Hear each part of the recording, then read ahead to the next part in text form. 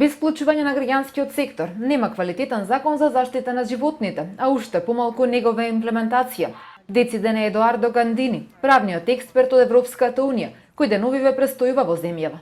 Носењето на новите законски измени со европско знаменце е позитивен чекор напред, вели правникот кој е представник на најголемите светски асоциации за заштита на животните.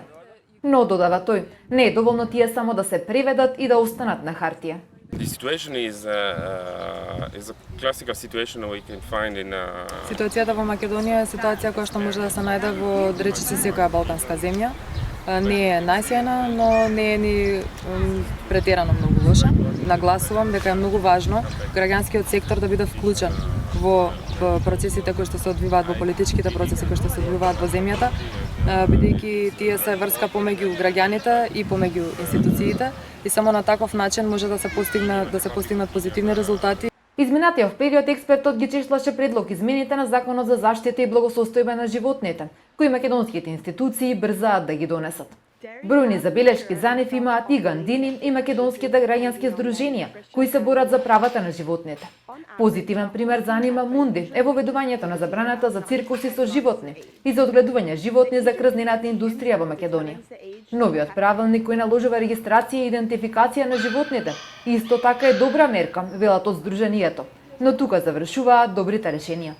Имаме дадено коментари во однос на буквално во однос на секој сегмент од законот, меѓутоа сега за сега се уште траат преговорите, многу споро.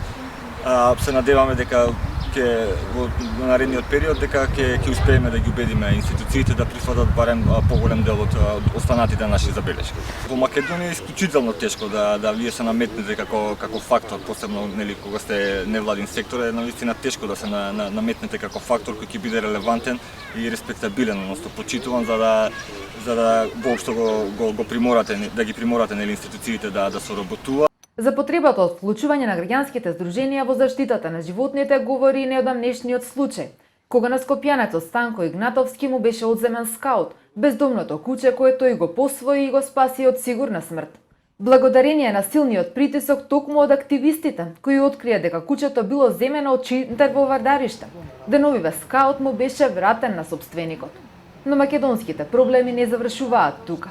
Додека Европа разговара за единствен европски регистар на бездомни животни и воведување полиција за животните, кај нас и во единствениот стационар во кој се третираат бездомните кучиња, влезот на граѓанските здруженија со години е затворен.